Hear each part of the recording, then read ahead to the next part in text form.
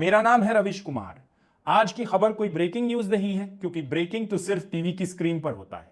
हकीकत में जो तूत रहा है वो है इंसानियत। इन तस्वीरों को देखकर आदमी चौंकता नहीं, क्योंकि चौंकने की आदत भी अब हमसे छीन ली गई है। यहाँ एक भेड़ है, भेड़ जिसके हाथ में लाठी नहीं है बल्कि मोबाइल फोन है, और उस मोबाइल फोन में कायद हो रही है एक इंसान की मौत, लाइव, एचडी, पूरे नेटवर्क के साथ। आप पूछेंगे ये आग की लपटें क्या है? कोई धार्मिक रस्म, कोई प्रदर्शन? नहीं दोस्तों, यह बांग्लादेश में एक हिंदू युवक को जिंदा जलाए जाने का दृश्य है। जी हां, जिंदा। यह खबर इसलिए अहम नहीं है कि मरने वाला हिंदू था, यह खबर इसलिए अहम है कि मारने वाले इंसान थे, या शायद थे भी नहीं।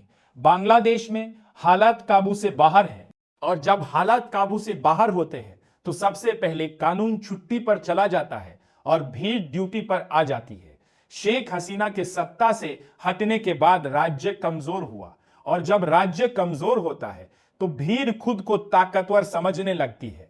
कभी मंदिरों पर हमले, तो यहां तहदी देश के बनाने कराखी शुरू किया जा रहा है। दस्काप के सुलक्षत्री, कभी अखबारों के दफ्तरों को आग, और अब एक युवक को जिंदा जला देना।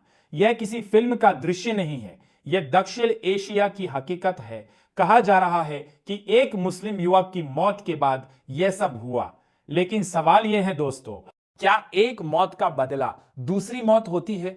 और अगर हां, तो फिर हम सब कातिल हैं, क्योंकि हम सब खामोश तमाशाई हैं। और अब जरा ठहरिए, क्योंकि यहीं से कहानी बांग्लादेश से भारत पहुंचती है। आज कुछ लोग इन तस्वीरों पर आंसू बहा रहे हैं, बड़े बड़े भावुक ट्वीट, तो फिर बाहर है किसी को सही बड़े बड़े बयान। लेकिन यही लोग जब भारत में किसी को भीड़ मार देती है तो तालियां बजाते हैं। जब अखलाक, इमरान, नासिर जैसे नाम आते हैं तो अचानक इंसाफ को जुकाम हो जाता है और जमीर को बुखार। आज वही लोग सवाल पूछ रहे हैं, और सवाल पूछना गलत नहीं है, लेकिन सवाल पूछने से पहले ईसा बहुत आधार भाती अपनी सिंगल आने का दाका खान दीजिए। सभी को पद्दाश निकाता है, आईना देखना जरूरी होता है। विपक्ष की नेता प्रियंका गांधी वाड्रा ने इस हत्या पर सवाल उठाया है, और सवाल बिल्कुल सही है। उन्होंने कहा, किसी भी सभ्य समाज में धर्म, पहचान या जाति के आधार पर हत्या मानवता के खिलाफ अपराध है। सवाल यह नहीं है कि उन्होंने ऐसा क्यों कहा, सवाल यह है कि क्या हम सब सच में इस पर विश्वास करते हैं। बांग्लादेश की अंतरिम सरकार का कहना है कि इस मामले में 7 लोगों को गिरफ्तार किया गया है। इनमें से कुछ की उम्र 15 और 20 साल है। सोचिए जरा, 19 साल की उम्र में हाथ में किताब होनी चाहिए, आंखों में सपने होने चाहिए, लेकिन यहां हाथ में माचिस है और आंखों में नफरत। कहा जा रहा है कि मृतक ने इस्लाम के खिलाफ कुछ कहा था, लेकिन सरकारी जानकारी इसकी पुष्टि नहीं कर। तो फिर सवाल वही है, बेशक बारे में वाह के बारे में बीजेपी प्रियंका पोंद्रा का सवा बारे है। अगर बात साबित नहीं हुई थी तो सजा किस कानून के तहत दी गई? और यही वह जगह है जहां कानून नहीं, भीड़ बोलती है। दोस्तों, मामला यही खत्म नहीं होता। इसी भीड़ ने 2 बड़े अखबारों के दफ्तरों को आग लगा दी। क्यों?